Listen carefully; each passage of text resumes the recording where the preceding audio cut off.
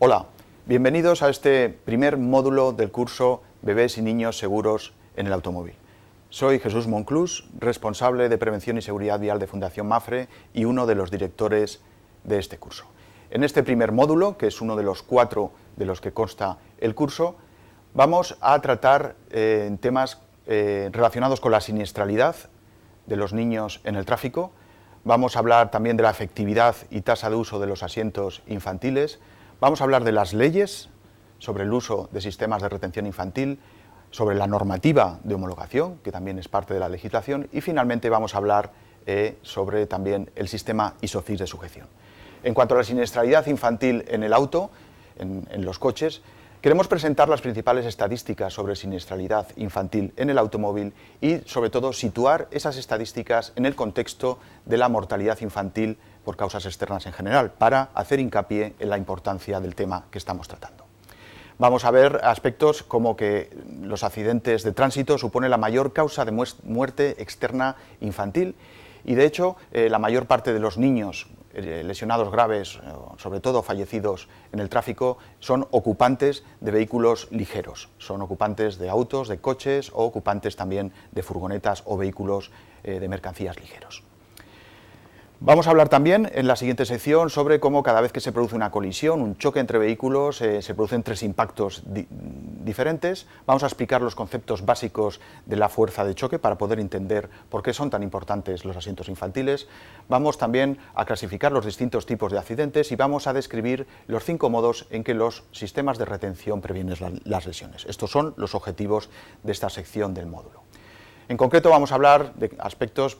volviendo casi al bachillerato, a nuestra enseñanza secundaria, como las 3 leyes de Newton y cómo esas 3 leyes de Newton son fundamentales para entender lo que pasa en caso de una colisión, lo que les pasa a los niños cuando se produce un accidente. Y vamos a hablar también de precisamente cómo las sillitas infantiles son capaces de transformar estas leyes en protección, en prevención de lesiones, sobre todo de las más graves y las mortales. Y vamos también finalmente, en esta sección, hablar cómo los asientos infantiles tienen también sus límites y no son la única medida de seguridad vial que aparece en el contexto del tránsito, sino que son una fundamental, pero que, como decimos, también tienen sus límites.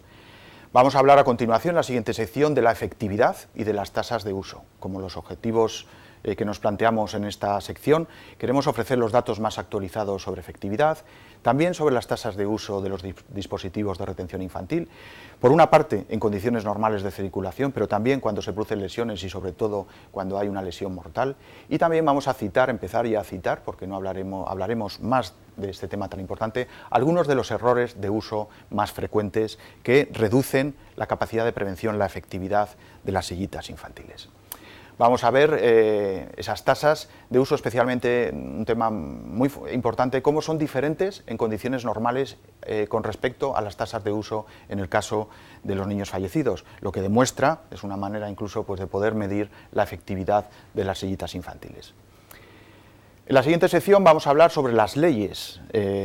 sobre el reglamento de vehículos, sobre cuáles son las normativas por las que los padres, los madres, los cuidadores, los abuelos tenemos que utilizar en nuestros desplazamientos en ciudad, en carretera, las sillitas infantiles. El objetivo de esta sección es conocer la legislación tanto en España y Portugal, pero también en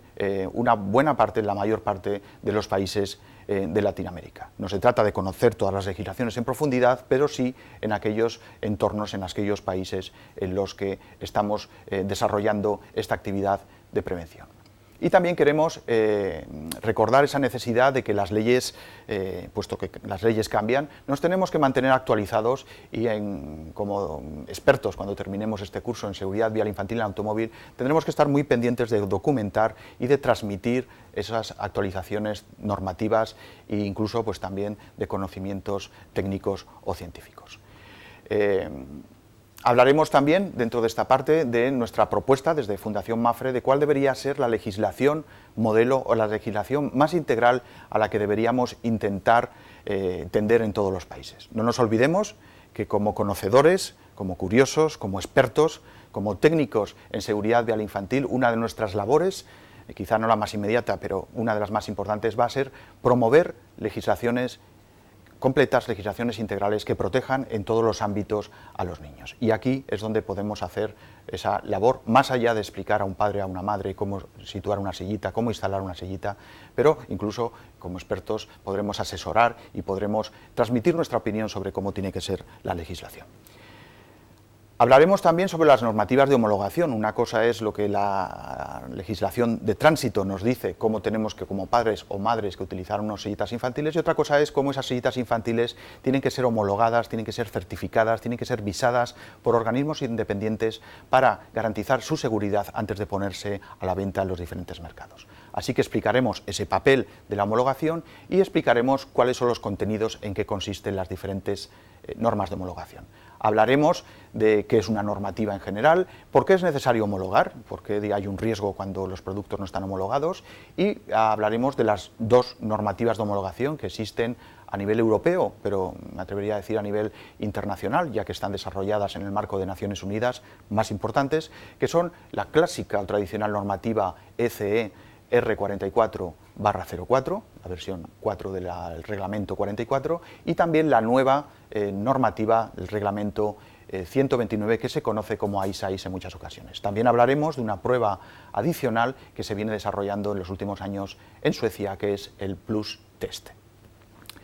Hablaremos finalmente en este módulo, como la última sección, versará sobre el sistema ISOFIX, que es un sistema que facilita la instalación de las sillitas infantiles en el automóvil, evita errores y también describe pues, técnicamente cómo tienen que ser la conexión, cómo tienen que ser los anclajes que conectan a las sillitas infantiles al automóvil. Hablaremos de que existen otras normativas, otros sistemas similares de sujeción rápida. En Estados Unidos estamos hablando del sistema Latch, en Canadá es el sistema UAS. Esto es todo, es el primer módulo y espero que sea un módulo interesante, un módulo sobre todo útil y un módulo pues, que nos abra el apetito para continuar en los siguientes módulos conociendo más sobre prevención y seguridad infantil en el automóvil. Muchas gracias.